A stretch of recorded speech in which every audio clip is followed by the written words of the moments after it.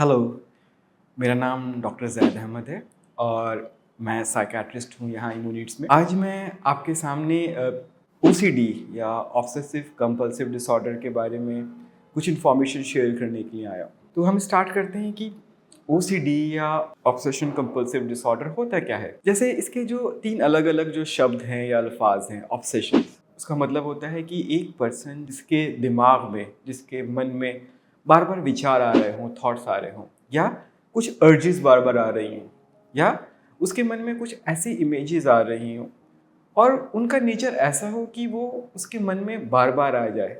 इसके बावजूद कि वो नहीं चाहता कि वो इमेजेस आएँ लेकिन फिर भी आ जाए। तो इससे वो परेशान रहे, उसका दिमाग, उसका मन, उसका टाइम और एनर्जी उससे हट ही ना पा रहा हो। दूसरी चीज़ ये होती है कि जब वो इस चीज़ को रोकने की कोशिश करता है, वो जानता है कि ये जो ख़यालात आ रहे हैं या जो इमेजेस आ रही हैं, ये रैशनल नहीं हैं।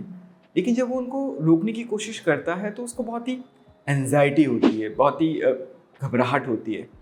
और उस एंग्ज़ायटी या घबराहट को कम करने के लिए फिर वो कुछ एक्ट या एक्शन करने लग जाता है, जिसे हम कंपल्जन कहते हैं।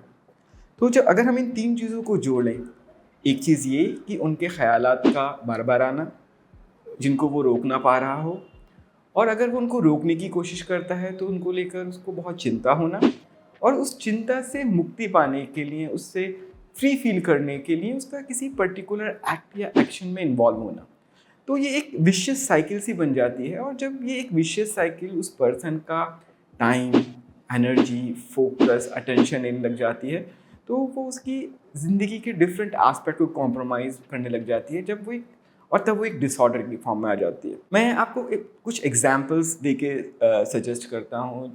जैसे कि आम तौर पे जो कॉमन ऑब्सेशंस हम अपनी प्रैक्टिस में पाते हैं कि जो लोग इससे अफेक्टेड होते हैं उनके मन में गंदगी को लेकर बार-बार विचार आ रहे होते हैं कि हमें ये साफ़ करना है और उनके मन में तसल्ली ही नहीं हो पाती। वो कितना भी उसको साफ़ कर लें लेकिन उनके मन में ये सैटिस्फैक्शन की कोई पर्टिकुलर चीज़ वो साफ़ हो गई है, वो हो नहीं पाती। और यही चीज़ डिफरेंशिएट करती है कि क्या ये एक नॉर्मल है या एबनॉर्मल फिनोमेना है। अब इस बात को डिस्कस करने का या आपके साथ शेयर करने का क्या मकसद है? सबसे इम्पोर्टेंट हमें ये समझना है कि जो ओसीडी है वो एक टाइप का मेंटल हेल्थ डिसऑर्डर है। नंबर 2, ये जो जिस एज ग्रुप को अफेक्ट करता है वो बहुत ही प्रोडक्टिव एज ग्रुप होता है। अक्सर ये जो इलनेसेस हैं बहुत ही यंग एज ग्रुप, मतलब 13-14 टीनेज ईयर ग्रुप से 40 ईयर्स के बीच में ये इलनेसेस इस एज ग्रुप को ज़्यादातर अफेक्ट करती है। और एज एन इलनेस ये जो इलनेस है इसका नेचर ऐसा है कि ये रिकरेंट होने की टेंडेंसी होती है।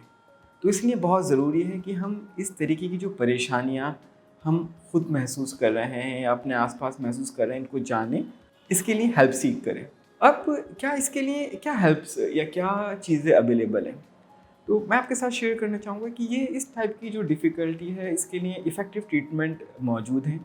वो पेशेंट्स के लिए मेडिकेशंस के फॉर्म में भी अवेलेबल हैं और थेरेपी के फॉर्म में भी अवेलेबल हैं।